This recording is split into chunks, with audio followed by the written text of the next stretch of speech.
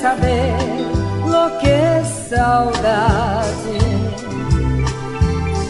Tendrás que antes de todos conocer, sentir lo que es querer, lo que es ternura, tener por bien un puro amor vivir. Después comprenderás lo que es saudade. Después que hayas perdido aquel amor,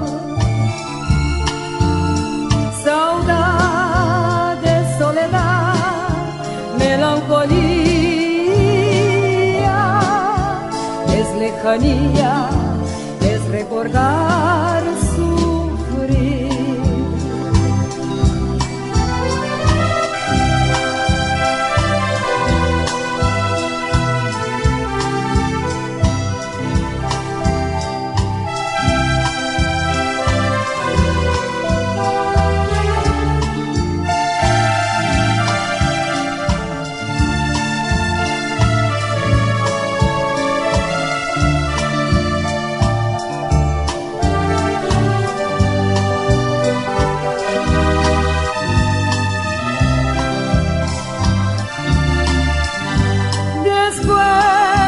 Comprenderás lo que es saudade.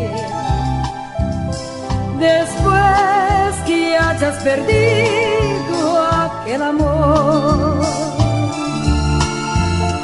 saudade, soledad, melancolía,